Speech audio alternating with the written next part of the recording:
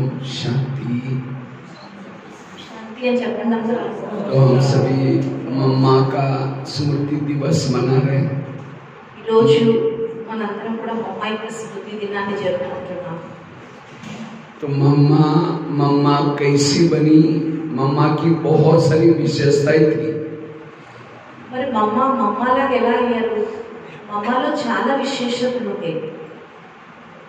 मम्मा एक गलती दोबारा कभी नहीं करती थी, इसी एक विशेषता से वो मम्मा बनी। మమ్మ ఒకసారి జరిగిన తప్పు ఇంకోసారి చేసేవారు కాదు। ఈ విశేషత కారణంగానే మమ్మలాగా అయ్యారు। एक गलती दोबारा नहीं करती थी। आज इसी विषय पर हम चर्चा करेंगे। तो अगर हमें सच्ची श्रद्धांजलि देनी है तो इसलिए आज के दिन ये संकल्प करना है, हमारे अंदर की जो कमी है, कमजोरी है, उसको बार बार रिपीट होने नहीं देना। మమ్మ ఒకసారి జరిగిన తప్పు ఇంకొకసారి చేసేవారు కాదు। ఈరోజు మనం ఇదే టాపిక్ మీద క్లాస్ చేసుకుందాం। మాటికి కూడా మనం ఈ విషయంపై మనం చర్చించుకుందాం। ఒకసారి జరిగిన తప్పు ఇంకొకసారి చేయకూడదు। लेकिन हम क्या करते हैं, एक भूल कई बार रिपीट करते हैं और वो हमारा संस्कार बन जाता है। जब हम संस्कार के वश हो जाते हैं, हम कमजोर हो जाते हैं। చూడండి, మనం ఏం చేస్తామంటే ఒకే తప్పు మాటికి రిపీట్ చేస్తున్నాము। ఆ తప్పు ఎప్పుడైతే మనం మాటికి రిపీట్ చేస్తూ ఉంటామో, అదే తప్పు చేస్తూ ఉంటాము, అది మనకి ఏంటంటే ఒక సంస్కారం రూపంలో తయారైంది। సంస్కారం రూపంలో ఎప్పుడైతే తయారైపోయిందో మనం బలహీనమైపోతాం। మన స్థితి ఏమవుతుంది? బలహీనమైపోతుంది। और मम्मा को पता चला कि मैं मम्मा बनने वाली हूँ, लेकिन माँ लक्ष्मी बनने वाली है, लेकिन तो भी मम्मा ढीली नहीं बनी। उसने फिर भी पता है कि मैं बनने वाली हूँ, लेकिन मैं लक्ष्मी हूँ, तो भी मम्मा ने पुरुषार्थ करके लक्ष्मी का पद प्राप्त किया। మమ్మకి తెలిసింది నువ్వు మమ్మ అవుతావు అని బాబా చెప్పారు। ఎప్పుడైతే అలా చెప్పారో నేను లక్ష్మి కింద అవుతాను అని మమ్మకి తెలుసు, కానీ లక్ష్మి కింద అవుతానని తెలిసిన మమ్మ పురుషార్థం ఎప్పుడు కూడా బలహీనం కాలేదు। పురుషార్థంలో ఢీలా అవ్వలేదు మమ్మ ఎప్పుడు కూడా। वैसे तो मम्मा का बचपन का नाम था राधे, लेकिन राधे उनके अंदर गुण भी थे, ऐसे राधे जैसी गुण थे। वैसे तो वो संपन्न घराने में जन्म हुआ था। మమ్మ పేరు రాధ। రాధ అనే పేరు ఎలా అయితే ఉందో మమ్మ అలా రాధలాగా అన్ని గుణాల్లోనూ కూడా సంపన్నంగా ఉండేది। మమ్మ యొక్క జన్మ కూడా ఒక సంపన్నమైన పరివారంలో, ఒక ధనవంతులైన ఇంట్లో మమ్మ జన్మ తీసుకున్నారు। लेकिन अचानक कुछ कारण से मम्मा का जो लौकिक पिताजी है वो शरीर छोड़ा, और इसलिए मम्मा के माताजी बहुत दुखी हो गई, और इसके कारण फिर वो रोज सत्संग में जाने लगी, ओम मंडली में आने लगी। तो एक दिन मम्मा भी क्या हो गई, उस मम्मी के साथ, उसके माता के साथ ओम मंडली में आई। మమ్మ వాళ్ళ నాన్నగారు అకస్మాత్తుగా శరీరం వదిలేశారు। మమ్మ వాళ్ళ నాన్నగారు ఎప్పుడైతే చనిపోయారో అప్పుడు మమ్మ వాళ్ళ అమ్మగారు చాలా దుఃఖి అయిపోయి ఉన్నారు, చాలా అశాంతిగా ఉండేవారు। అప్పుడు ఆ టైంలో ఓం మండలికి వెళ్ళేవారు వాళ్ళ అమ్మగారు। వాళ్ళ అమ్మగారు ఎప్పుడైతే ఓం మండలికి వెళ్ళేవారో అక్కడికి వెళ్ళాక ఆవిడ జీవితంలో దుఃఖం అంతా పరివర్తన అయిపోయింది। ఆవిడ ముఖంలో ఎంతో తేజస్సు రావడం మొదలైంది। అది చూసి మమ్మకి చాలా ఆశ్చర్యం కలిగింది। అప్పుడు మమ్మ కూడా వాళ్ళ మమ్మీతో కలిసి ఓం మండలి అంటే యజ్ఞంలో రావడం మొదలుపెట్టారు। वैसे तो लौकिक में मम्मा बहुत ही फैशनेबल थी। वो एक ड्रेस दोबारा नहीं पहनती थी, संपन्न घराने की थी। मम्मा वीणा वादन करती थी, वीणा बजाती थी।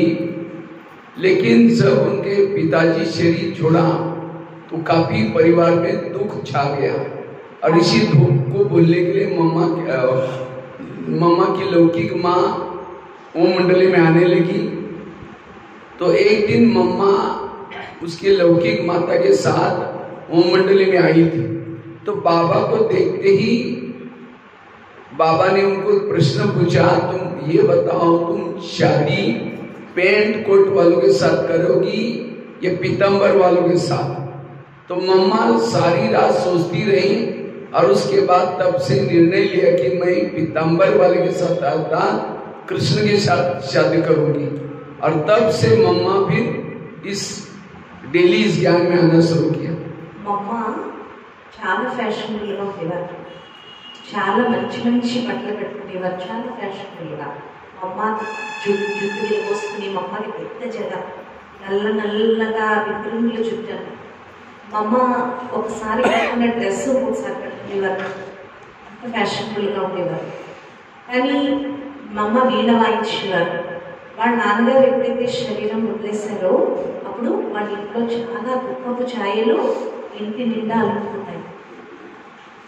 బాబా దగ్గరికి ఎప్పుడైతే మా అమ్మ ఫస్ట్ టైం వచ్చారో అప్పుడు బాబా అడిగారు మమ్మని చూసి, మమ్మ అంత ఫ్యాషనబుల్గా ఉండేవారు, నువ్వు పీతాంబరధారిని వివాహం చేసుకుంటావా లేక ప్యాంటు కోటు వేసుకున్న వాడిని పెళ్లి చేసుకుంటావా అని అడిగారు బాబా. ఎవరిని? మమ్మని అడిగారు. అప్పుడు మమ్మ రాత్రంతా కూడా ఆలోచిస్తూ ఉండిపోయారట. और तब से मम्मा आने लगी तो मम्मा के अंदर विशेषताएं बहुत सारी थी। मम्मा बाबा की जब भी मुरली सुनती थी, मम्मा मुरली बड़े ध्यान से सुनती थी और उसी का विचार सागर मंथन करती थी और साथ में औरों को भी सुनाती थी। बाबा जो कहते थे मम्मा उसको मान करके हाँ जी करती थी। उसके अंदर कभी भी अपना मन मत पर मत मिक्स नहीं करती थी। మమ్మ ఏదైతే బాబా చెప్పారో అది వెంటనే అమల్లోకి తెచ్చేవారు. బాబా చెప్పిన మురళిని ఎప్పుడూ కూడా మమ్మ విచార సాగర్ మన్నం చేసేవారు. మమ్మ ఎప్పుడూ కూడా మన్మతంలో కానీ పర్మతంలో కానీ ఎప్పుడూ నడవదు. ఎప్పుడు నేను ఇలా ఉన్నాను, నా ఆలోచన ఇలా ఉంది, నేను ఇలా చేద్దాం అనుకుంటున్నాను అని ఎప్పుడూ మమ్మ అనేవారు కాదు. और मम्मा बिल्कुल गंभीर रहती थी, बहुत ही गंभीरता की मूर्त रहती थी। और मम्मा रात को 2 बजे से उठ करके पुरुषार्थ करती थी। मम्मा చాలా గంభీరంగా ఉండేవారు, చాలా గంభీరంగా. మమ్మ అందుకే తెల్లవారుజామున అమృత వేళ 2 గంటలకు లేచి పురుషార్థం మొదలు పెట్టేవారు. मम्मा को पता चला कि मैं लक्ष्मी बनने वाली हूँ, तो भी मम्मा ने ये नहीं सोचा कि मेरा तो ड्रामा में पार्ट फिक्स है। मैं मम्मा को पता होने के बाद भी मम्मा ने पुरुषार्थ किया और उसी पुरुषार्थ के आधार से आज इतना बड़ा ऊंचा पद प्राप्त किया। मम्मा की తెలిసిన లక్ష్మిగా అవుతాను, డ్రామాలో నా పాత్ర ఫిక్స్ అయ్యింది అని. కానీ తెలిసినప్పటికీ కూడా మమ్మ తన పురుషార్థాన్ని ఏ రోజు కూడా వదలలేదు. మమ్మ అంత అటెన్షన్ పెట్టి తన మీద తను పురుషార్థం చేసేవారు. और मम्मा से भी सीनियर बहनें थी, दादियां थी, लेकिन मम्मा का वो स्वरूप देख करके तो सभी मम्मा को मम्मा कहने लगे। मम्मा कंటే సీనియర్స్ ఉన్నారు దాదీలు వాళ్ళు, కానీ మమ్మ యొక్క స్వరూపాన్ని ఆ పురుషార్థాన్ని చూసి మమ్మని మమ్మ అని పిలవడం మొదలు పెట్టేవారు. మమ్మ వాళ్ళ అమ్మ కూడా మమ్మని మమ్మ అని పిలిచేవారు. मम्मा को अचानक मम्मा एक तो नथिंग न्यू का पार्ट पक्का करती थी, नथिंग न्यू। मम्मा ఎప్పుడు కూడా నథింగ్ న్యూ అనే పాఠాన్ని పక్కా చేసేవారు, ఏమీ కొత్త కాదు. और मम्मा के अंदर ड्रामा के ऊपर बहुत ही विश्वास था। ड्रामा में जो हो रहा है सब अच्छा ही हो रहा है, कल्याणकारी हो रहा है। ड्रामा के ऊपर बाबा के ऊपर मम्मा का बहुत विश्वास था, सदा अपने सोमान में स्थित रहती थी। मम्मा की बाबा పైన డ్రామా పైన పూర్తి విశ్వాసం లేదు. అందుకని ఎప్పుడు కూడా నాది నేను అని రాలేదు మమ్మ ఎప్పుడు కూడా. అందుకే తన పురుషార్థం మీద తను పూర్తి అటెన్షన్ పెట్టేది, ఎంతో నమ్మకంగా శివ బాబాకి ఆజ్ఞాకారిగా ఉండేది. और मम्मा यज्ञ का बहुत ध्यान रखती थी। एक घटना सुनाता हूँ। मम्मा यज्ञ మీద చాలా అటెన్షన్ పెట్టేవారట. एक बार విషయం వినిపిస్తాను. एक बार सभी लोग भोजन करने के लिए बैठे थे, तो अचानक मम्मा के दाल में एक मक्खी मिल गई। तो मम्मा ने क्या किया, उस कटोरी को उठा करके बाजू में रखा। तो बाजी वाली बोलने लगी, मम्मा मक्खी। मम्मा ने कहा चुप रहो, कुछ नहीं बोलो। फिर बाद में सब उस बाजू वाली जो बैठी थी, मम्मा आपने क्यों नहीं चिल्लाया मक्खी? कहते मक्खी तो मेरे कटोरी में थी, सभी के कटोरी में नहीं थी। अगर मैं चिल्लाती तो सभी लोग क्या करते थे, अपने दाल को फेंक देते थे, सबका बोझ मेरे पर चढ़ जाता था। అమ్మ ఒకసారి భోజనానికి కూర్చున్నప్పుడు పప్పులో ఈగ వాలింది. ఈగ వాలితే అమ్మ ఏం చేస్తారంటే సైలెన్స్గా తీసుకొని దాన్ని వెనకాల పెట్టేసుకున్నారు. ఎవరో ఉన్నారట వెనకాల పడి చూసి మమ్మ వెనక్కి పెట్టుకున్నావు అన్నారు. అప్పుడు మమ్మ అన్నాక నువ్వు సైలెన్స్గా ఉండు, మాట్లాడుకో. ఒకవేళ ఈగని గట్టిగా అరిచానే అనుకో, అందరికీ తెలిసిపోతుంది. అందరూ ఏం చేస్తారు, ఆ పప్పు బయటపడేస్తారు. ఎప్పుడైతే బయటపడేస్తారో ఆ పాపం అంతా ఎవరి మీద పడుతుంది, నా మీదే పడుతుంది. तो ऐसे छोटी छोटी बातों में मम्मा यज्ञ का ध्यान रखती थी, ख्याल रखती थी, और बाबा के ऊपर इतना विश्वास था, बाबा जो भी कहते थे कहते थे हाँ जी। మమ్మకి ఇంత చిన్న విషయాలపై కూడా చాలా అటెన్షన్ వచ్చేదట. అంత అటెన్షన్ ఉండేది. బాబాకి ఎప్పుడు కూడా నమ్మకంగా ఉండేది. బాబా పైన మమ్మకి ఎప్పుడు విశ్వాసం ఉండేది. బాబా ఏం చెప్పినా కూడా మమ్మ దానిపైన అటెన్షన్ పెట్టేవారు. और संगम युग में मम्मा इतना गुप्त रही, मुझे लगता है कई दादियों के स्तंभ बने हैं, बाबा का भी स्तंभ बना हुआ है, लेकिन मम्मा का कोई स्तंभ नहीं, कुछ भी नहीं यादगार, क्योंकि संगम युग में मम्मा गुप्त रही। संगम युग में जो गुप्त रहता है पूरा कलप में वो प्रत्यक्ष हो जाता है। और जितनी भी देवियों के मंदिर है किसकी है, मम्मा की है, इसलिए कहते हुए गुप्त सरस्वती। చూడండి అమ్మ ఎంతో గుప్తంగా పురుషార్థం చేశారు. మరి ఈరోజు చూడండి జానకిదానికి స్తంభం తయారైంది, బ్రహ్మబాబాకి స్తంభం తయారైంది, పూజా దాదికి తయారైంది, ప్రకాశమణి దాదికి తయారైంది. కానీ మమ్మకైతే ఎటువంటి స్తంభం తయారవలేదు. అంటే మమ్మ సంగమయుగంలో గుప్త సరస్వతి రూపంలో అంతర్వాహిని రూపంలో ప్రవహిస్తాం. బాబా చెప్పారు కదా, ఎవరైతే సంగమయుగంలో గుప్తంగా ఉంటారో వాళ్ళు కల్పనంతా కూడా ప్రత్యక్షం అవుతారు. అందుకే మరి ఈరోజు మనం ఏ దేవీలనైతే ఆరాధిస్తున్నామో ఈ దేవీల మందిరాలన్నీ కూడా ఎవరివి మందిరాలన్నీ కూడా మమ్మవి. అంటే మమ్మ సంగమయుగంలో గుప్తంగా ఉన్నారు కాబట్టి కల్పనంతా కూడా ప్రత్యక్షమయ్యారు. मम्मा के सामने कोई भी आता था, माँ का स्वरूप दिखाई पड़ता था। एक बार की बात है, एक बांधेली माता थी, उसका पति उसको बहुत विकार के लिए तंग करता था, बहुत तंग करता था। तो एक बार मम्मा वहाँ गई थी, दिल्ली की बात आई है, तो दिल्ली में जब आए थे तो उस व्यक्ति ने सोचा इनकी मुखिया आने वाली है, मैं जाकर के वहाँ हंगामा करूँगा। तो वहाँ पहले जाकर के उसने कुर्सियों की तोड़फोड़ कर दी, फेंकना चिल्लाना शुरू किया, ये किया। तो बाद में जाकर के जब मम्मा के सामने गया गुस्से से, तो जब गया तो उसको माँ का स्वरूप दिखाई पड़ा, और माँ कहा करके कहा कि बेटा तुमको क्या चाहिए, बच्चे आओ आओ बच्चे आओ।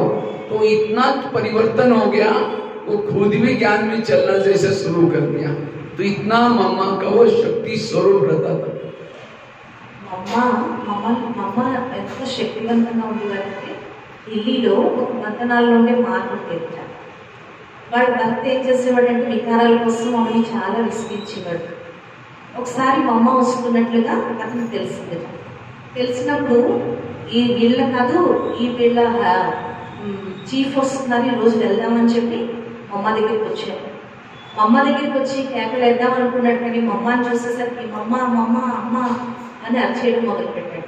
అప్పుడు మమ్మ కూడా రా ఎందుకు వచ్చో అని పిలిచి దగ్గర కూర్చోబెట్టుకున్నాక అంతే. అతను ఏమయ్యాడు, సెకండ్లో పరివర్తన అయిపోయి విరోధం చేయడానికి బదులుగా బాబాకి బలిహారం అయిపోయాడు. అంటే మమ్మలో అంత శక్తి లేదు. और मम्मा कभी भी मुरली मिस नहीं करती थी, डेली आकर के बाबा के बाजू में बैठ करके मम्मा का पूरा ध्यान बाबा की तरफ और बाबा सिर हिला करके एक एक बात से इसी सुनती रहती थी। मम्मा कभी मुरली मिस नहीं करती थी, रोज डेली मुरली सुनती थी, पढ़ती थी। मम्मा ఎప్పుడు కూడా మురళి మిస్ చేసేవారు కాదు. బాబా చెప్పే ఒక్కొక్క మాట కూడా మమ్మ చాలా అటెన్షన్ పెట్టి వినేవారు. చాలా అటెన్షన్ పెట్టి బాబా చెప్తుంటే మమ్మ ఒక్కొక్క మాట ఇలా బుర్రూపుతూ మమ్మ వినేవారు. ఒక్కొక్క మాట విన్నప్పుడు మమ్మకి చాలా అటెన్షన్ ఉంటుంది.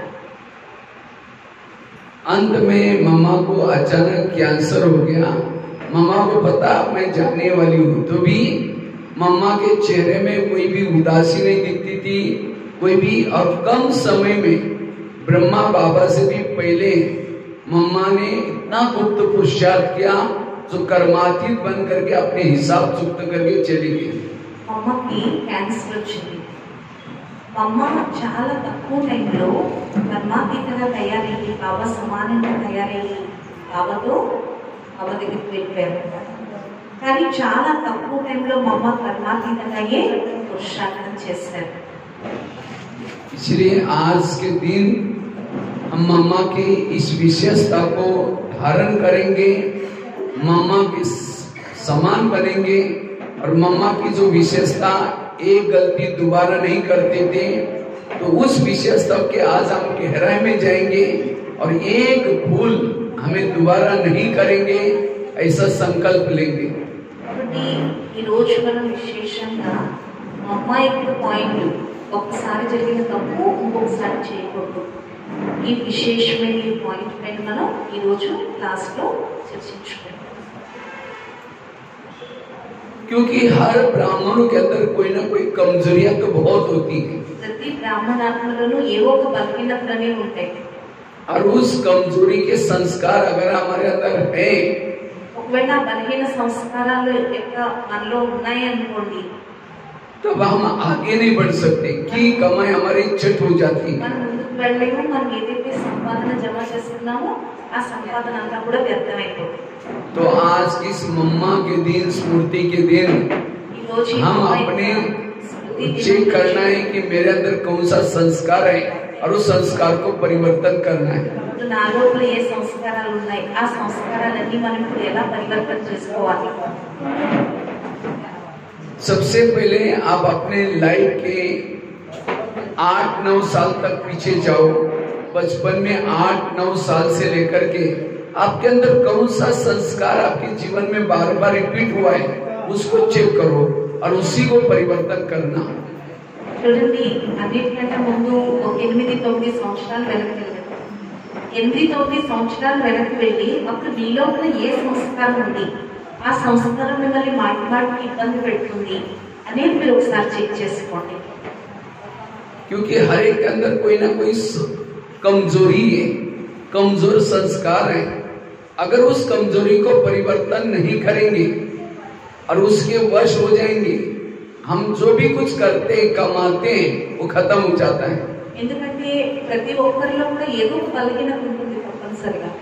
ఈ బలహీనతను ఒకవేళ మనం పరిశీలన చేసుకుని పరివర్తన అవ్వకపోతే మనం ఏదైతే సంపాదన జమ చేసుకుంటున్నామో ఆ సంపాదన అంతా వ్యర్థమైపోతుంది. जैसे स्कूलों में हम क्या करते हैं, जो सब्जेक्ट कच्चा है उसके लिए ट्यूशन लगाते हैं।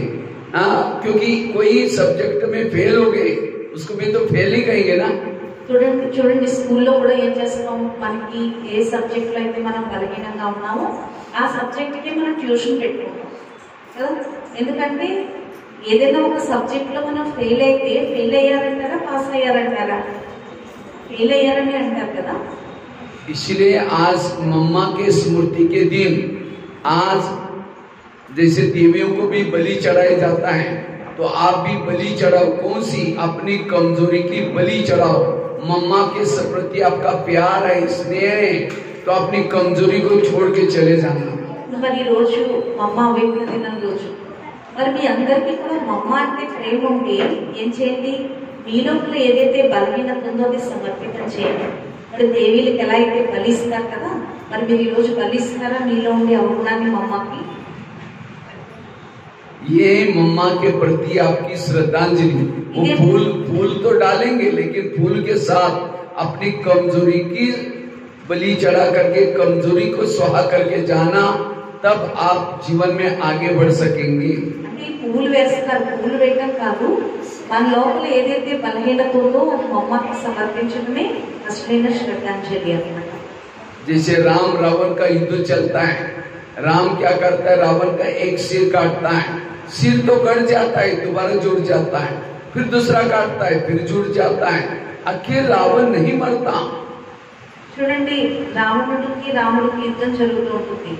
రాముడు బాణం వేయగానే రావణుడు తలకాయ కూడా తెగిపోతుంది, మళ్ళీ ఇంకోటి వచ్చేస్తుంది, మళ్ళీ ఒకటి తెగుతుంది, మళ్ళీ ఒకటి వచ్చేస్తూ ఉంటుంది, ఆఖరికి రావణుడు చనిపోడు। लास्ट में विभीषण आता है, राम के कान में 2-4 बातें सुनाता है, कहता है ऐसा नहीं मरेगा, उसके नाभि में तेल लगाओ, और जब नाभि में तेल लगा रावण क्या हो गया, मर गया। అప్పుడు లాస్ట్ విభీషణుడు వస్తాడు, విభీషణుడు వచ్చి రాముడు చెవిలో చెప్తాడు, రావణుడిని చంపాలి అంటే ఏం చేయి, నాభిలో కొట్టు బాణం, నాభిలో కొట్టగానే రావణుడు చనిపోతాడు।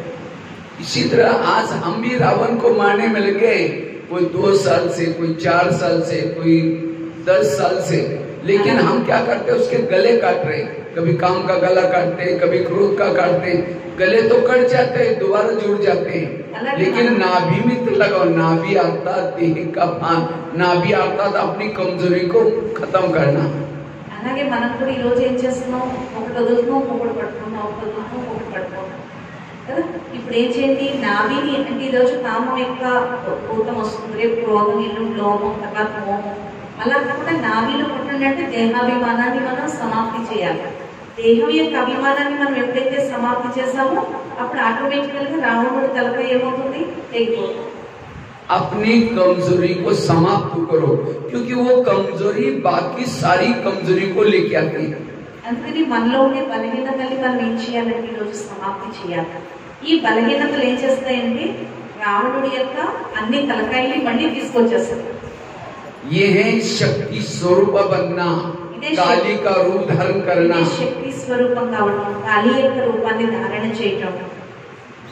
क्योंकि मम्मा ने क्या किया, अपने अंदर की कमजोरी को काली का रूप धारण करके अपने अंदर परिवर्तन किया, और इसलिए आज वो मम्मा बनी। మమ్మ ఏం చేశారు, తనలోనే బలహీనతలని కాళీ రూపంలో సమర్పితం చేశారు, అందుకే మమ్మ ఈరోజు కాళీగా అయ్యారు। इसलिए उस कमजोरी के संस्कार को परिवर्तन करना, ये है तपस्या। ఈ బలహీన సంస్కారాలని సమర్పితం చేయడమే తపస్వి కావడం। उस कमजोरी को हम परिवर्तन कैसे करें, इसके बारे में थोड़ा चर्चा करेंगे। కాబట్టి ఈ బలహీన సంస్కారాలు ఎలా సమర్పితం చేయాలో దీని గురించి మనం చర్చిద్దాం। उस कमजोर संस्कार को परिवर्तन करने के लिए, क्योंकि अगर आपने उस कमजोरी को परिवर्तन नहीं किया तो क्या होगा, बहुत लास्ट में हम हार जाएंगे, पराजय हो जाएंगे। ఈ బలహీన సంస్కారాలు మనం పరివర్తన చేసుకోకపోతే లాస్ట్ లో మనం ఓడిపోతాం।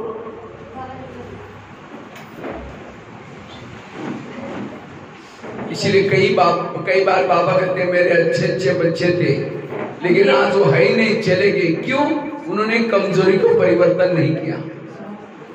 అందుకే బాబా చాలా సార్లు మురళిలో చెప్తారు, నా మంచి మంచి పిల్లలు కూడా నన్ను మర్చిపోతున్నారు, బలహీనమైపోతున్నారు। इसलिए आज के इस मम्मा के दिन के स्मृति के दिन కాబట్టి ఈ రోజు हमें उस कमजोर संस्कार को क्या करना है, परिवर्तन करने का दृढ़ संकल्प करना ఈ है। రోజు మా అమ్మాయికి స్మృతి దినం రోజు మనం స్వయంలోని బలహీనతలన్నీ కూడా పరివర్తన చేసుకోవాలి అని అటెన్షన్ పెట్టండి। అందరూ మురళి పైన అటెన్షన్ పెట్టండి। వీళ్ళందరూ అటెన్షన్ గా ఉన్నారా, ఇక్కడే ఉన్నారా?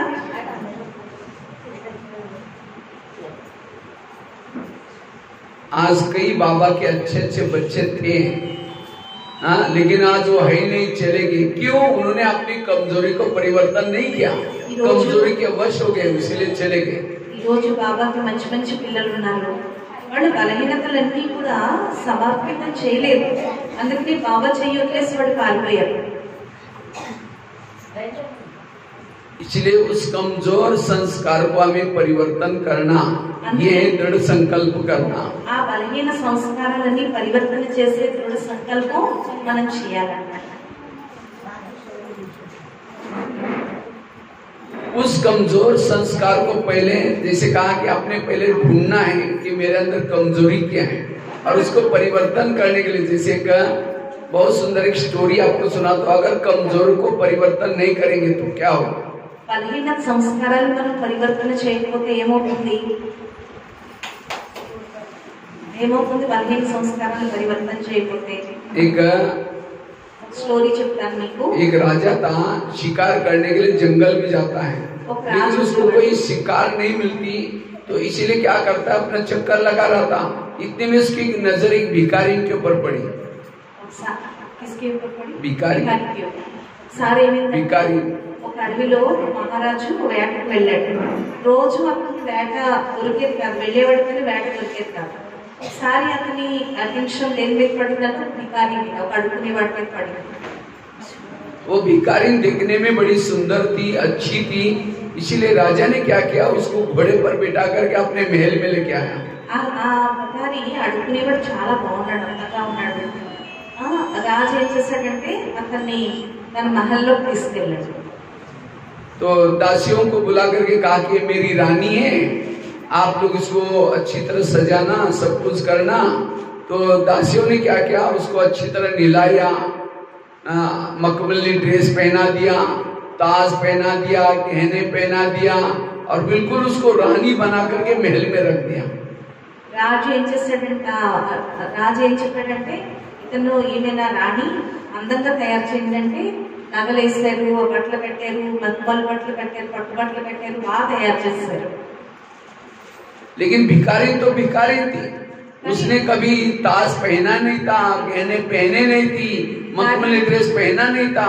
భికారి అంటే భికారియే కదా, ఎప్పుడు మంచి బట్టలు కట్టుకోలేదు, పట్టు చీరలు కట్టుకోలేదు, నగలు వేసుకోలేదు ఎప్పుడూను।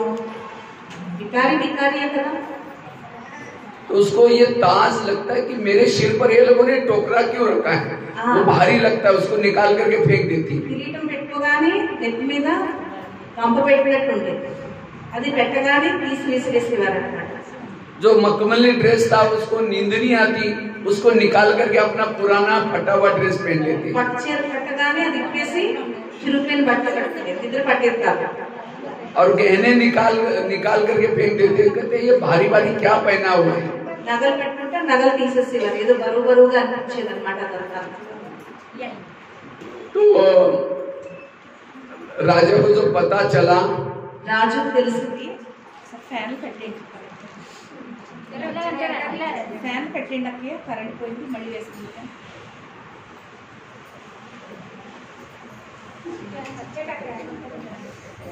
ఫ్యాన్ కట్టండి। वो क्या करती है,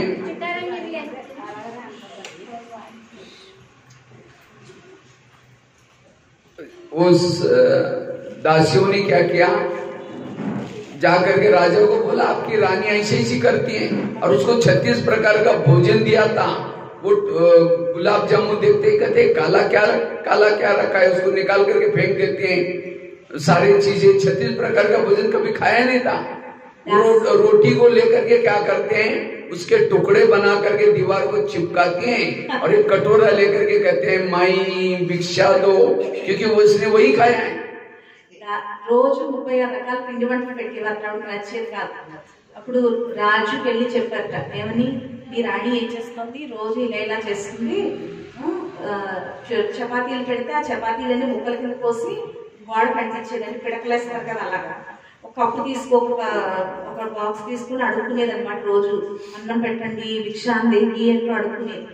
అప్పుడు వెళ్ళి రాజుకి చెప్పారు, మీ రాణి ఇలా చేస్తుంది, నగలు పెట్టుకుంటే విసిరేస్తుంది, చిరుపైన బట్టలు కట్టుకుంటుంది, ఇలా అడుక్కుంటుంది, చపాతీల మీద పిడకల్లా వేస్తుంది అని చెప్పి।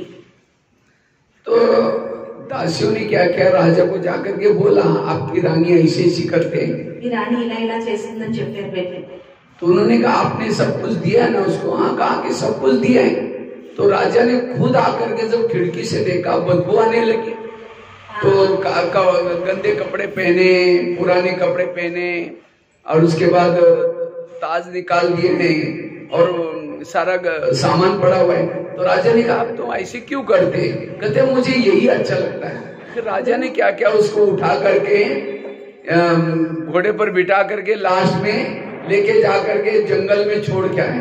देखो कितना अच्छा उसका भाग्य बनाया था, संस्कार नहीं बदला, अपने पांव पर कुल्हाड़ा मार दिया, वापिस चली गई जंगल में। అప్పుడు ఒక రోజు ఏం చేశాడంటే ఇలా వీడు చెప్తుంటే రాజుకి అనిపించలేదు. అప్పుడు కిటికీలో చూసాడు ఏం జరుగుతుందని. కిటికీలో చూసేసరికి రాజుకి చాలా చెడు అనిపించింది. లోపల నుంచి ఒక వాసన వస్తుంది అన్నమాట. ఏం చేసింది, లోపల నుంచి చెరువు బట్టలు కట్టుకుంది, అడుక్కుంటుంది, అన్ని నగలు తీసేసింది. అప్పుడు రాజు ఏం చేశాడంటే తీసుకెళ్లి గుర్రం మీద ఎక్కించుకుని అడవిలో వదిలేసాడు అనమాట. అంటే తన కాళ్ళంతా తను చెట్టు కొమ్మని తనే నరుకున్నట్లు అయిపోయింది. అంటే అంత అదృష్టాన్ని ఇచ్చినా కూడా ఆ భాగ్యాన్ని తను సరిపెట్టుకోలేకపోయింది. ये कहानी किसी और की नहीं, ये हमारी अपनी कहानी है। आज हम भी दुनिया में भटक रहते हैं। हे भगवान सुख दो, हे भगवान शांति दो, ज्ञान का एक बूंद दो।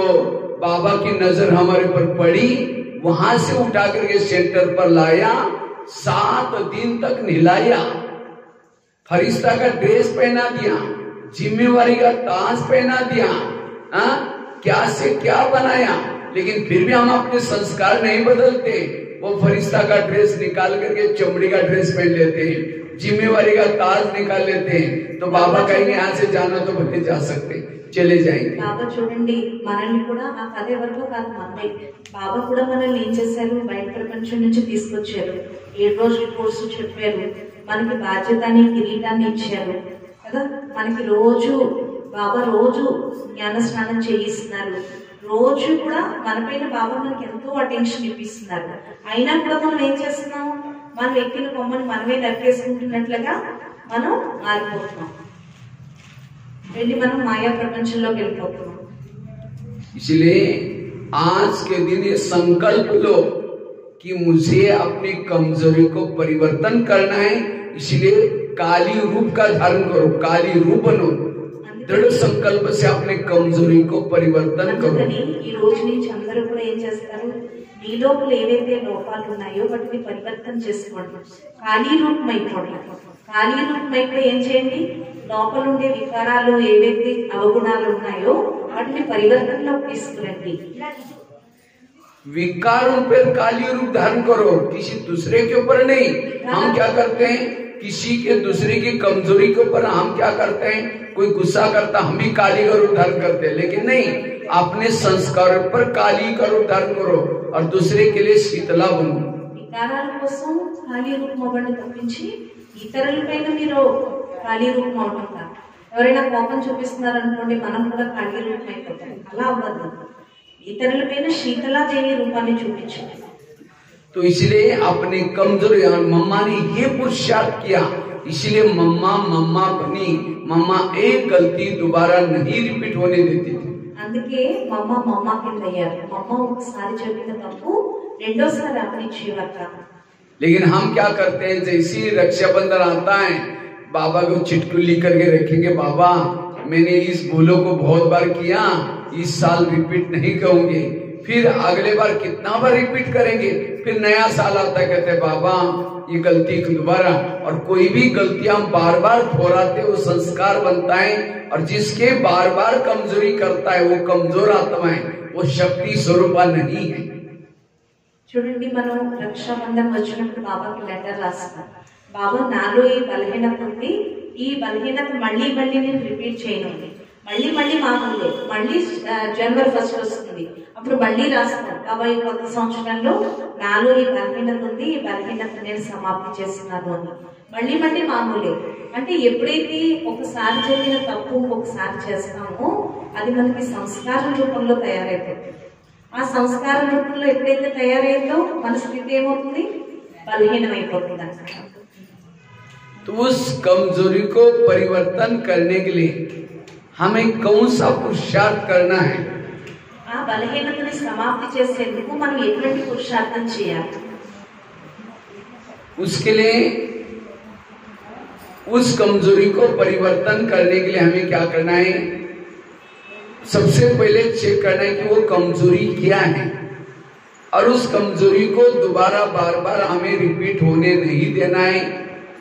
ఆ సంస్కారం అంటే మన లోపల ఏదైతే బలహీనత ఉందో ఆ బలహీనత ఏంటనేది ముందు మనం తెలుసుకోవాలి. తెలుసుకుని ఆ బలహీనతని మనం మాటి మాటికి రిపీట్ చేయకూడదు. ఆ తప్పు మళ్ళీ మనం ఒకసారి చేయకూడదు.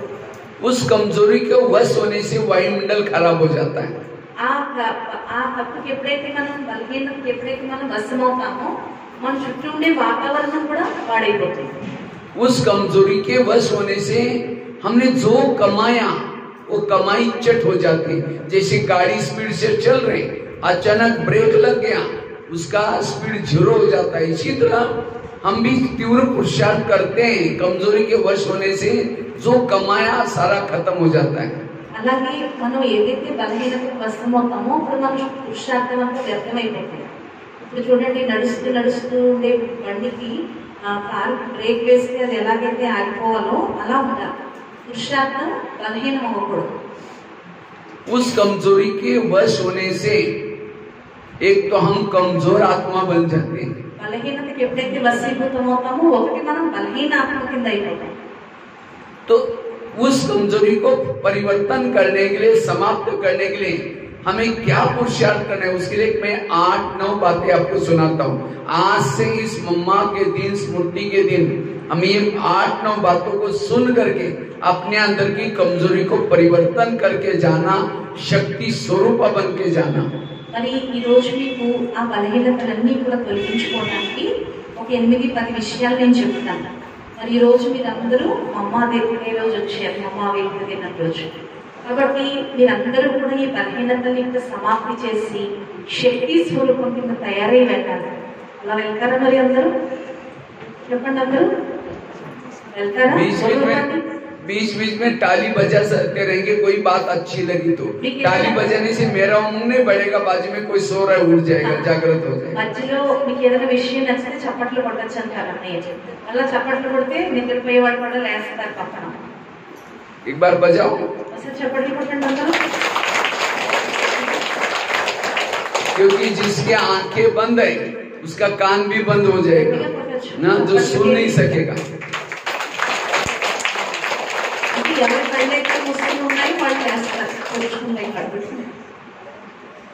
तो सबसे पहली बात है, उस कमजोरी संस्कार को परिवर्तन करने के लिए अमृत वेले के बाद, अमृत वेला करने के बाद बाबा को अपने उस कमजोरी के बारे में सुनाओ, तो बाबा आपको बहुत हेल्प मिलेगी, उस कमजोरी को समाप्त कर सकेंगे.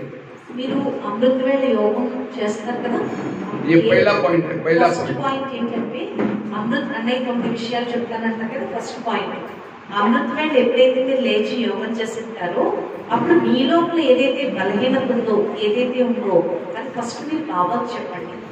బాబాకి ఎప్పుడైతే చెప్తారో బాబా తప్పకుండా మీకు సహాయం చేస్తారు. जैसे कोई भी हॉस्पिटल में जब डॉक्टर चक्कर लगाता है तो पेशेंट क्या करता है, उठ करके बैठता है. अगर उठेगा नहीं उसकी बीमारी की दवाई नहीं मिलेगी. इसीलिए पहले से पेशेंट को पता है कि हमारे वार्ड में डॉक्टर इतना बजे आने वाला है, उठ करके बैठता है. చూడండి, ఎక్కడైనా హాస్పిటల్లో డాక్టర్ రౌండ్స్ వేసినట్టు అంటే డాక్టర్ రౌండ్స్ వస్తాడు. రౌండ్స్ వచ్చినప్పుడు పేషెంట్ ఏం చేస్తున్నట్టు లేచి కూర్చుంటాడు.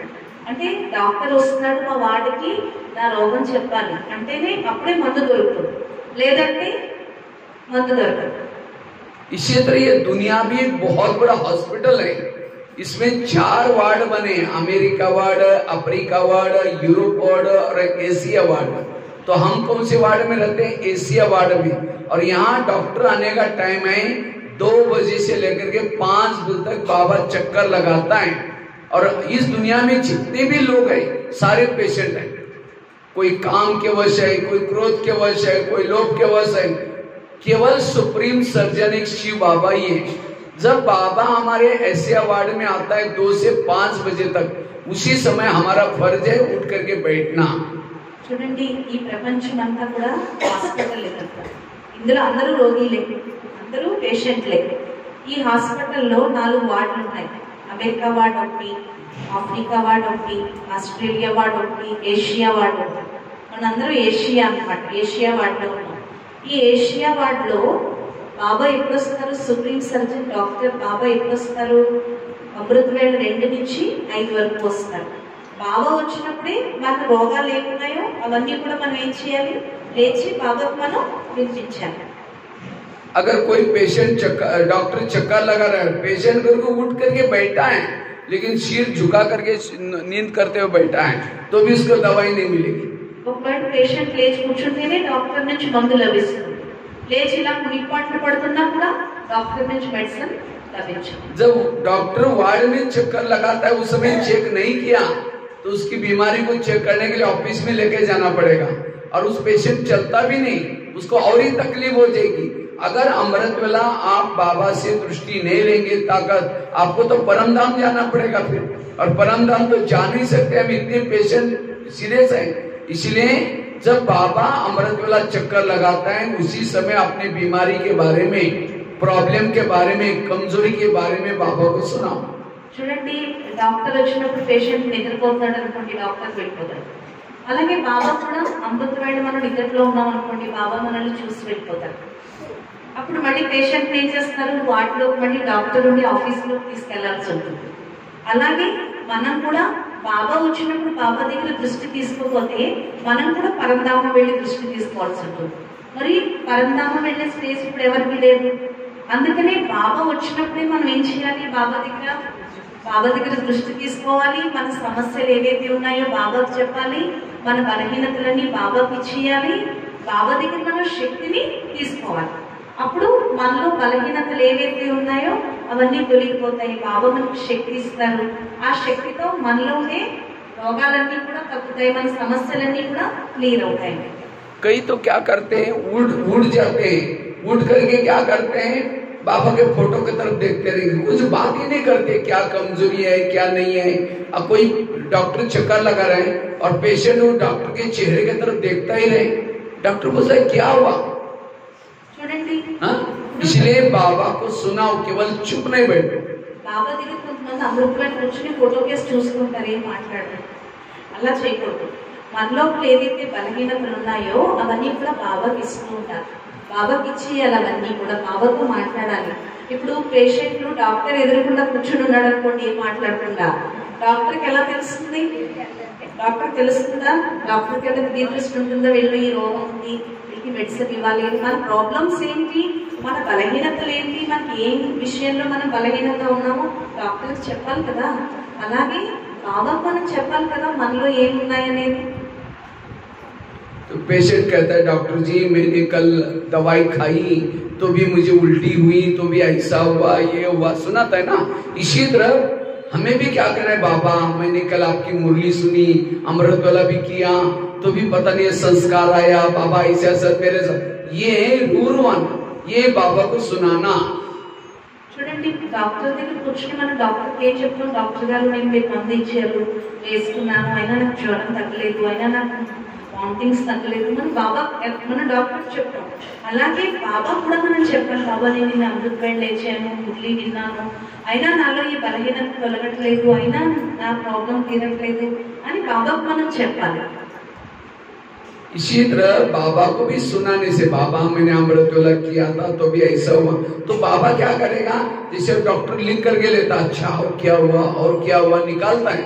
फिर डॉक्टर जाकर के ऑफिस में क्या करता है, किसी नर्स के पास उस पेशेंट की दवाई देता है, कंपाउंडर के पास देगा या खुद आकर देके जाएगा. इसी तरह उसकी दवाई मिलती है. इसी तरह अगर हम बाबा को भी सुनाएंगे, बाबा भी क्या करेगा, मधुबन से कोई कंपाउंडर को भेज देगा, कोई भाई बहनों को भेज देगा, या मुरली के माध्यम से दवाई मिलेगी, टचिंग के माध्यम से दवाई मिलेगी, उस कमजोरी की दवाई आपको मिलेगी. इसलिए बाबा को सुनाओ, चुप नहीं बैठो. చూడండి, ఎప్పుడైతే డాక్టర్ మనం ఇప్పించడం మొదలు పెడతామో అప్పుడు డాక్టర్ ఏం చేస్తాడు, రాయటం మొదలు పెడతాడు. డాక్టర్ రాస్తాడు, ఇంకా ఏముంది ఇంకా ఏముంది చెప్పండి, ఇంకా ఏముంది, ఇంకా అలా ఉందా ఇలా ఉందా అని అడుగుతాడు. అలాగే బాబా కూడా ఏం చేస్తారంటే వెళ్ళి కాంపౌండర్ని పంపిస్తారు, లేకపోతే నర్సుని పంపిస్తారు. అలాగే బాబా కాంపౌండర్ని పంపడం అంటే మధుబన్ నుంచి ఎవరిలో ఒకటి పంపిస్తారు, మనలో బలహీనతను తొలగించడానికి. అలాగే అన్నయ్య వచ్చారు కదా, ఆ రకంగా. इसलिए आपको कोई ना कोई मधुबन से बाबा भेज देगा, और जो आपकी कमजोरी है, जो आपके प्रॉब्लम है, उसी टॉपिक के ऊपर क्लास चलेगा या मुरली के माध्यम से दवाई मिलेगी। अगर उस कमजोरी को परिवर्तन करना है, अमृत वेले के बाद बाबा को सुनाओ, तब वो कमजोरी को आप परिवर्तन कर सकेंगे। अमृत वेला మీరు ఎప్పుడైతే బాబా చెప్తారో అప్పుడు బాబా ఏం చేస్తారు, ఏదో ఒక ఉపాయాన్ని ఆలోచించి బాబా మనకి మందు ఇస్తారు, ఆ టాపిక్ మీద క్లాస్ చేయిస్తారు, లేకపోతే మురళీలో పాయింట్స్ చెప్తారు, ఏదో ఒక రకంగా బాబా మనల్ని ఏం చేస్తారు, నడిపిస్తారు అన్నమాట। एक भाई ने कहा बाबा तो भगवान है ना, बाबा को सुनाने की जरूरत क्या है। ఒక అన్నయ్య అన్నారు, బాబా భగవంతుడు కదా, బాబాకు వినిపించాల్సిన అవసరం ఏంటి అని। हाँ, कोई समझो कोई डॉक्टर है, डॉक्टर ने जब पेशेंट के बारे में सब कुछ पता है क्योंकि उसने स्टडी की है, लेकिन जब डॉक्टर चक्कर लगाता है, पेशेंट उठ करके बैठता है, कहता है डॉक्टर जी मुझे ऐसा हुआ, ये वो समय पेशेंट तो नहीं पड़ता, आपको पता नहीं मैं डॉक्टर को, आप डॉक्टर किसी लिए बने, हाँ आपको पता नहीं मेरे को क्या हुआ। इसीलिए डॉक्टर भले जानता है तो भी पेशेंट को अपनी बीमारी को सुनाना पड़ता है। इसलिए बाबा भले भगवान है तो भी बाबा को सुनाना पड़ता है, और जब जो सुनाएंगे उसकी ही टैबलेट आपको मिलेगी। చూడండి, పేషెంట్ బాబా భగవంతుడు కదా, ఆయన వినిపించాల్సిన అవసరం ఏంటి అనుకుంటారు। ఇప్పుడు డాక్టర్ కి మన జబ్బు ఏంటో తెలిసినప్పటికీ కూడా డాక్టర్ మనం చెప్పాలి కదా, అలాగే బాబాకి అన్ని తెలుస్తున్నప్పటికీ కూడా మన లోపల ఏవైతే బలహీనతలు ఉన్నాయో, మనకి ఏ సమస్య అయితే ఉందో అది మనం ఎవరికి చెప్పాలి, చెప్తే కూడా తెలిసేది, చెప్పకుండా ఎలా తెలుస్తుంది, అది మనం బాబాకి వినిపించాలి తప్పకుండా। అప్పుడు బాబా ఏం చేస్తారంటే మనకి ఏదో ఒక సొల్యూషన్ ఇస్తారు, ఏదో ఒక ఆన్సర్ ఇస్తారు, మురళి ద్వారా చెప్తారు, ఎవరో ఒకళ్ళ ద్వారా ఏదో ఒక ఉపాయం బాబా మనకి చెప్తారు। ఎందుకంటే మనకి బాబాయే కదా, ఈ ప్రపంచంలో బాబా కంటే గొప్ప వాళ్ళు ఎవరైనా ఉన్నారా మనం వినిపించడానికి, మన సమస్య తీర్చే వాళ్ళు ఎవరైనా ఉన్నారా। इसलिए अमृत वेला बाबा को उस कमजोरी के बारे में सुनाओ, तब उसकी आपको मुरली के द्वारा टचिंग मिलेगी, ये टचिंग के द्वारा उसकी पॉइंट मिलेगी, उसकी दवाई आपको जरूर मिलेगी, वो कमजोरी धीरे धीरे खत्म हो जाएगी। ये है पहली युक्ति। అందువల్ల అమృత వేళ ఏం చేయండి, మీరు బాబా దగ్గర కూర్చుని మీ లోపల ఏదైతే మీరు ఏ సమస్యతో అయితే బాధపడుతున్నారో అది బాబాకి చెప్పండి, బాబా ఏం చేస్తారంటే ఆ సమస్యని క్లియర్ చేస్తారు। ఇది ఫస్ట్ యుక్తి అన్నమాట, మొదటి యుక్తి అన్నమాట ఇది। दूसरी युक्ति है उस कमजोरी को परिवर्तन करना है, मुरलियों की स्टडी करो, जितना मुरलियों की स्टडी करेंगे आपके अंदर की कमजोरी को आप परिवर्तन कर सकेंगे, समाप्त कर सकेंगे। రెండో యుక్తి ఏంటంటే మురళిని స్టడీ చేయండి, మురళి పైన అటెన్షన్ పెట్టండి। మురళి ఎంత బాగా మీరు స్టడీ చేస్తారో అంతగా మురళి ద్వారా మనకి బాబా సూచన ఇస్తారు। అమృతవేళ మనం బాబాకు చెప్తాం, కానీ బాబా యొక్క డైరెక్షన్ మనకి ఎలా లభిస్తుంది, మురళి ద్వారా, మురళి ద్వారా మనకి లభిస్తుంది। मुझे लगता है बाबा की 69 से लेकर के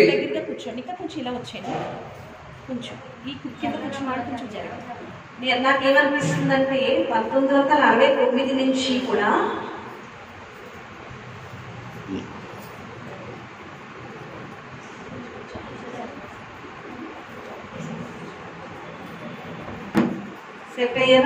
हाँ, दूसरी पॉइंट में आपको सुना रहा था, उस कमजोरी को खत्म करने के लिए क्या करो, मुरलियों की स्टडी करो। मुझे लगता है 69 से लेकर के 2017 तक बाबा की बहुत सारी अव्यक्त मुरलियां चली, और उस अव्यक्त मुरलियों की स्टडी करो। आपके कमजोरी के बारे में अव्यक्त बाबा ने बहुत डीप में मुरलियां चल रही है। 69 నుంచి 2017 వరకు కూడా అవ్యక్త బాబ్దాదావి అవ్యక్త వాణిలు ఎంతో డీప్ గా బాబా చెప్పారు।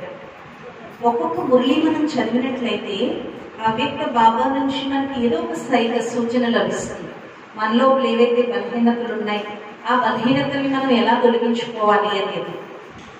और मुरलियों की भी कौन सी मुरलियों की स्टडी करनी है, जैसे हॉस्पिटल में जाते हैं, डिस्पेंसरी में जाते हैं, दवाई कौन सी मांगते हैं, जो बीमारी है वही दवाई मांगते हैं।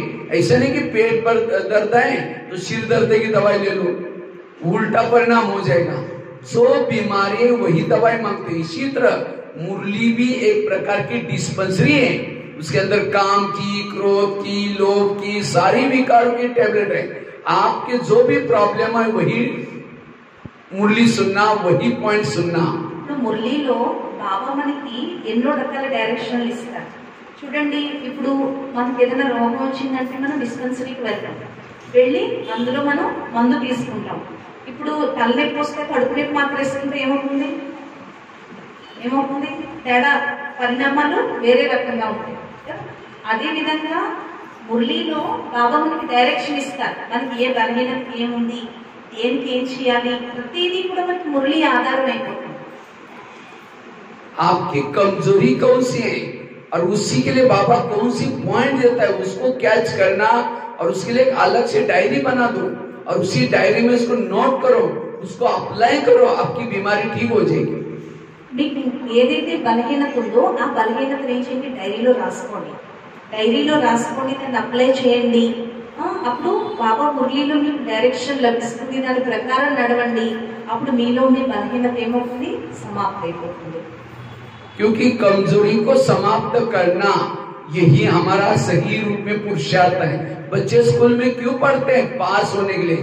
अगर बच्चा फेल होता है इसका मतलब स्कूल में नहीं जाता, उसकी स्टडी ठीक नहीं है। చూడండి, మనం స్కూల్లోకి వెళ్ళేది ఎందుకు వెళ్తాం, పిల్లలు స్కూల్కి ఎందుకు పంపిస్తారు, బాగా చదువుకోవడానికి। ఒకవేళ పిల్లలు బాగా చదవట్లేదు అంటే స్కూల్కి ఎందుకు వెళ్తున్నట్టు, అలాగే మనం కూడా మనలో ఉండే సంస్కారాలు పరివర్తన అవ్వకపోతే, బలహీనతను తొలగించుకోకపోతే మనం బాబా దగ్గరికి వచ్చి ఏ ఉపయోగం, మనం మారకపోతే దానివల్ల ఏమైనా లాభం ఉందా। तो आज हम यहाँ क्यों आ रहे हैं, इस विद्यालय में क्यों पढ़ रहे हैं, संस्कारों को परिवर्तन करने के लिए। अगर मैं संस्कारों को परिवर्तन नहीं कर रहा हूँ, मेरी स्टडी ठीक नहीं है, मेरा योगा ठीक नहीं है, मेरी अमृतवेला ठीक नहीं है, ये समझ लेना। ఒకవేళ మనం ఇక్కడికి వచ్చినా కూడా మారట్లేదు అంటే మన అమృతవేళ సరిలేనట్లే, మన యోగం సరిలేనట్లే, మనలో పరివర్తన రాలేనట్లే। सारे पढ़ाई का सारा है संस्कार परिवर्तन करना। जब हम संस्कारों को अपने बदलेंगे, कमजोरी को बदलेंगे, ये संसार बदल जाएगा। మొత్తం అన్ని సబ్జెక్టులకి సారం ఏంటంటే మనలో సంస్కారాల్లో పరివర్తన తీసుకురావడం। ఒకవేళ మన సంస్కారాల్లో కనుక పరివర్తన తీసుకురాకపోతే ఎందుకు మనం పనికిరానట్లే। संस्कार परिवर्तन करने से संसार बदल जाएगा। సంస్కారాల పరివర్తన వల్లే ఈ ప్రపంచం మారుతుంది। इसलिए इस मम्मा के दिन आप ये संकल्प लो, मुझे अपने संस्कारों को बदलना है। అందుకే మమ్మ రోజున అందరూ కూడా సంకల్పం చేయండి, నేను సంస్కారాల్లో పరివర్తన తీసుకురావాలి అని। इसलिए मम्मा एक गलती दोबारा कभी नहीं करती, कि वो काली स्वरूप थी। మమ్మ ఒకసారి చేసిన తప్పు ఇంకొకసారి ఎప్పుడు చేసేవారు కాదు, అందుకే మమ్మ ఎవరు చెప్పండి, కాళీ స్వరూపిణి అని మాట్లాడడం। इसलिए हमें भी आज के दिन, आज 59 वाला स्मृति दिन है मम्मा का। ఇది మమ్మది 59వ స్మృతి దినం అన్నమాట। 59 59 मेरा भी डेट ऑफ बर्थ 165 है, 65। मेरी 59 वाला डेट ऑफ बर्थ हुआ था, तो इसलिए याद है। 65 అన్నయ్యది డేట్ ఆఫ్ బర్త్ పుట్టింది, 59వ సంవత్సరం, అందుకే నాకు గుర్తుంది బాగా చెప్తున్నారు।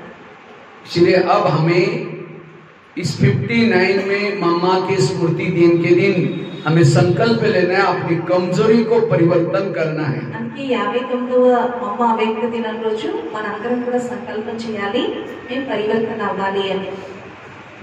और उसके लिए हमें मुरलियों की स्टडी करनी है। मुझे लगता है मधुबन में 69 से लेकर के 2017 तक अवेक्त मुरलियां मिलती हैं। अगर आप लोग, आपके तेलुगु में भी छपी होगी सारा सेट, उसको एक लाइब्रेरी बनाओ और मुरलियों की स्टडी करो, ज्यादा और कुछ करने की जरूरत नहीं है आपको। మురళిని అవేక్త మురళి యొక్క లైబ్రరీ తయారు చేసుకోండి, ఎక్కువ కష్టపడవలసిన పని లేదు, అది స్టడీ చేయండి। మురళిలో ఉండే పాయింట్స్ అన్ని కూడా మీరు స్టడీ చేయండి చాలా।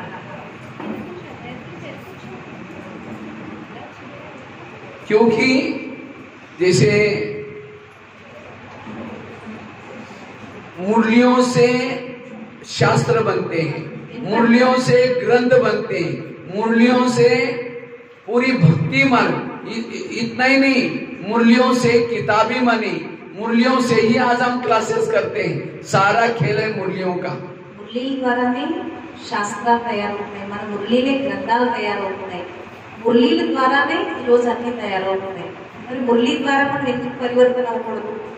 समझो ये चीज है, मोबाइल है, मैंने इसको टच किया, ये सारा टेबल सोने का बन गया, इसको संदल को टच किया, सोने का बन गया। ये चीजों से जिसको भी टच करते हैं सोने का बन जाता है।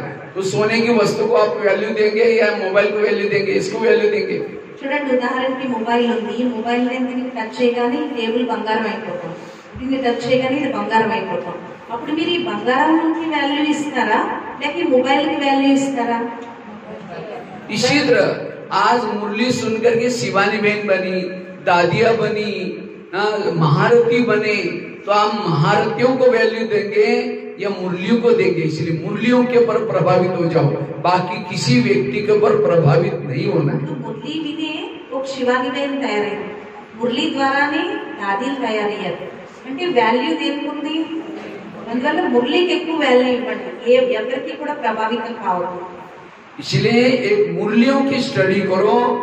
मुझे लगता है 84 जन्म की एक सीढ़ी देखी होगी आप लोगों ने, 84 जन्म की सीढ़ी।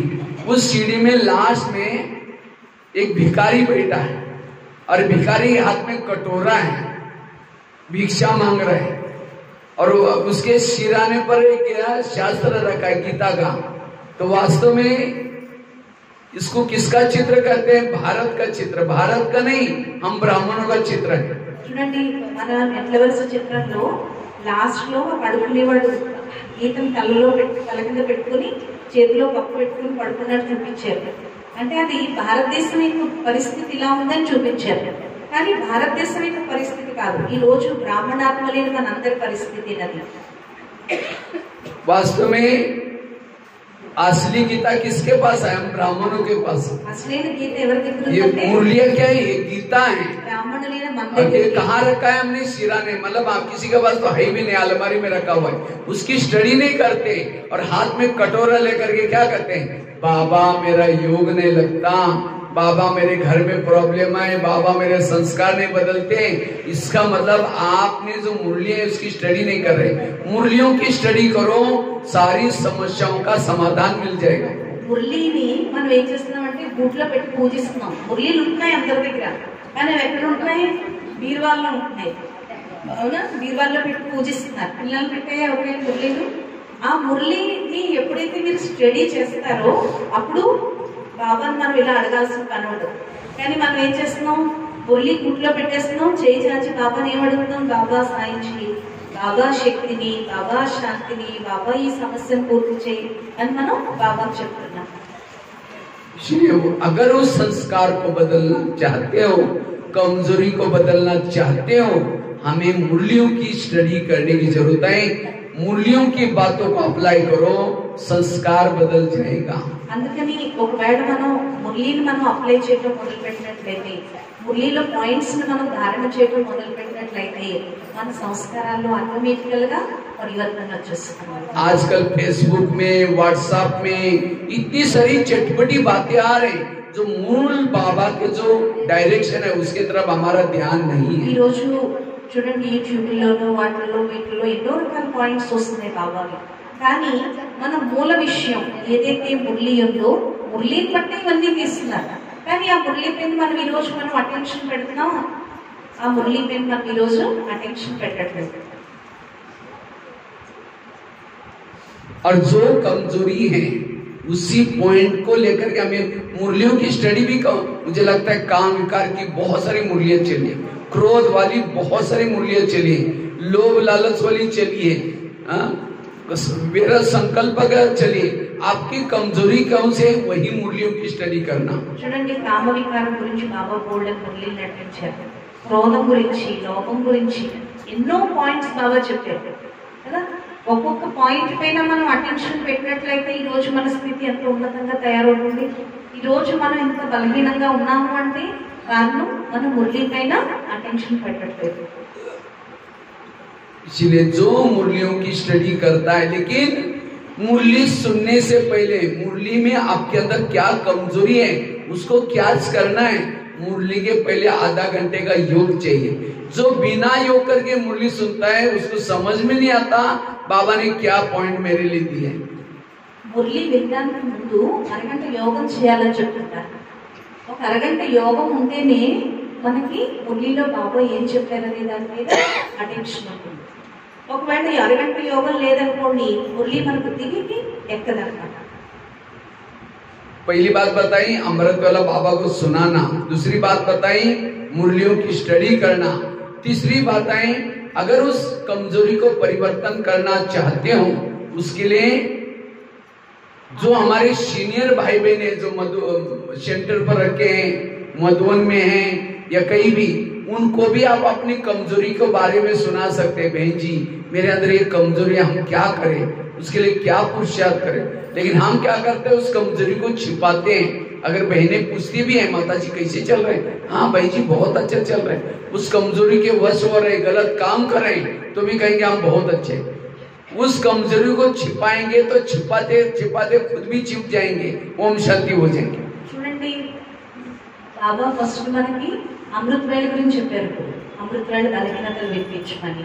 రెండోది మురళి పైన అటెన్షన్ ఇవ్వమని చెప్పారు. మూడోది ఏంటంటే ఎవరైతే నిమిత్తంగా ఉండే అక్కయ్యలు ఉంటారో అయితే మధుబన్లో కానీ ఎవరో ఒకళ్ళకి మీ లోపల ఉండే బలహీనతలు వినిపించండి. మీ లోపల ఉండే బలహీనతలు ఎప్పుడైతే వినిపిస్తారో అప్పుడు ఆ బలహీనతలు తొలగించుకోవడానికి డైరెక్షన్ ఇస్తారు. ఎవరికి చెప్పకుండా మీ లోపలే దాచుకున్నారు అనుకోండి, అలా దాచుకుని ఆఖరిని మీరు మాయమైపోతారు, దాముకుంటారనమాట. ఎక్కడో ఒక ఆఖరికి ఓం శాంతి అయిపోతారు. క్లాస్కి రావట్లేదంటే ఏవో సాకులు చెప్తారు చూపించి. అర్థమవుతుంది అందరికి?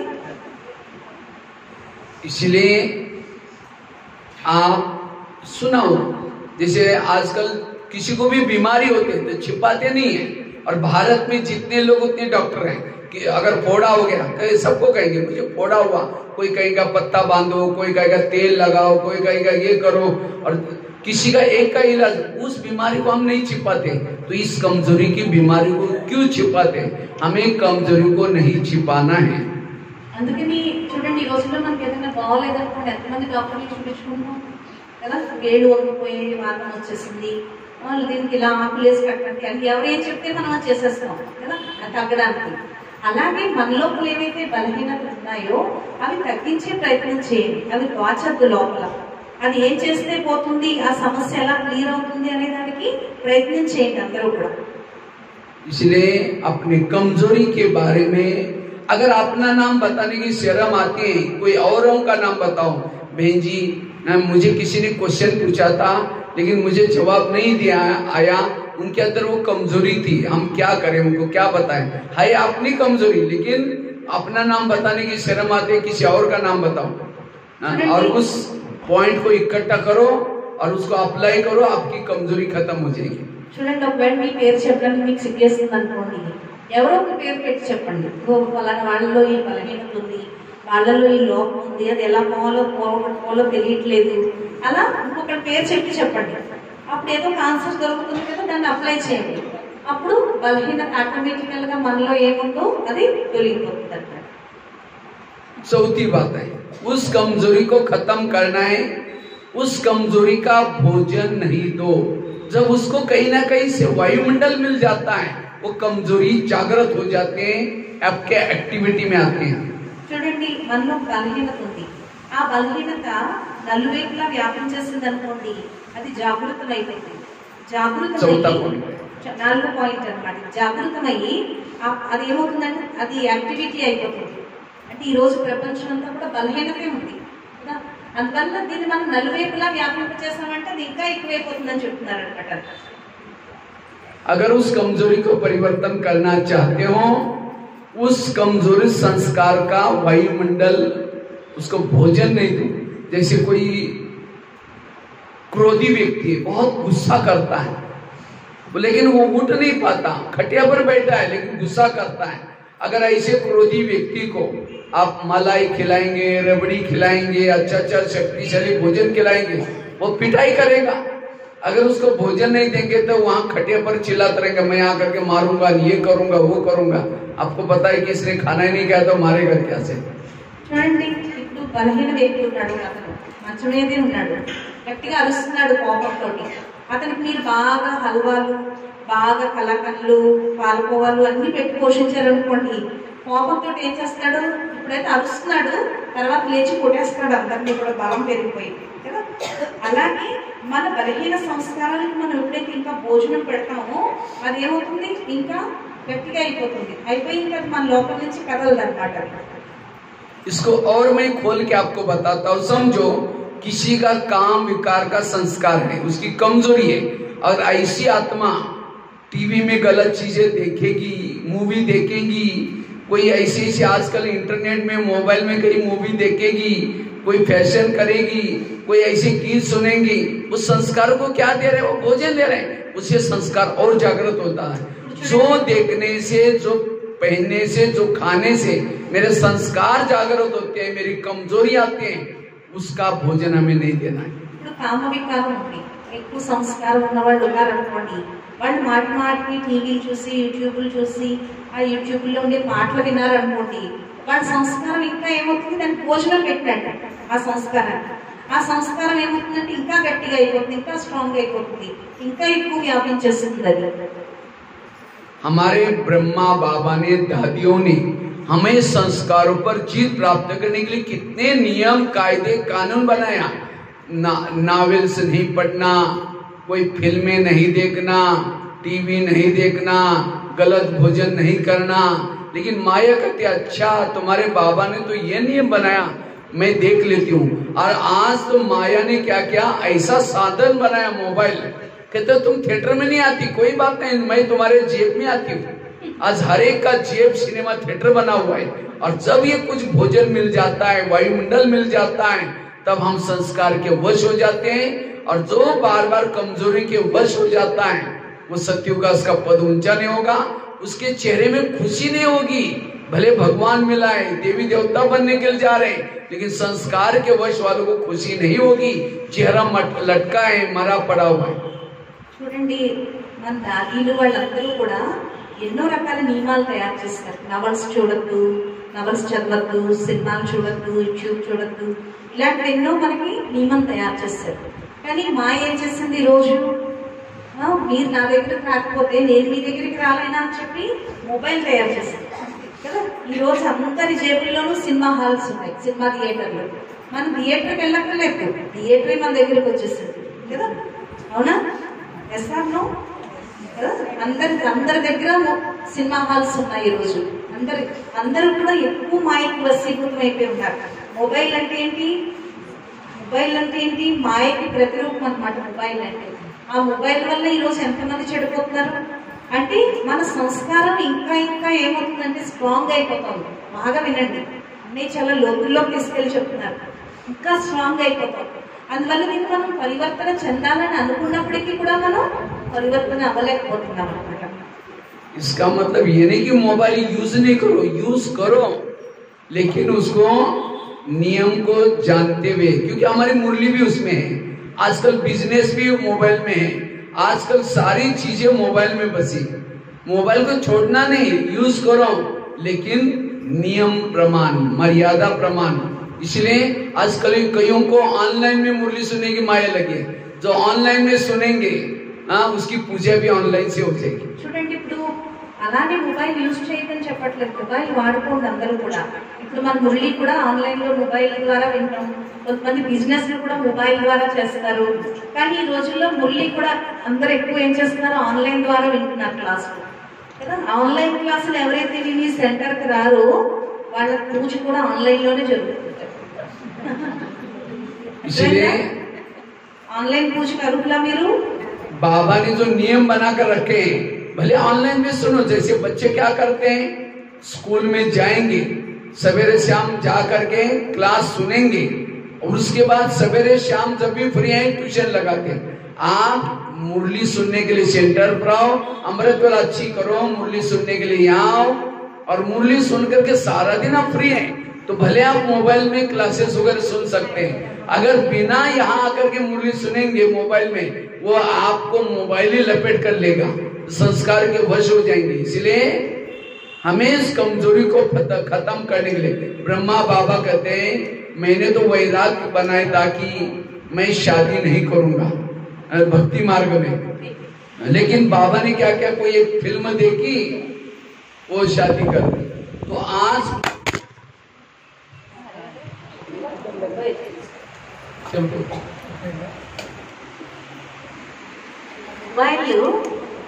వాళ్ళు చూడద్దని కాదు, ముందు క్లాస్కి వచ్చి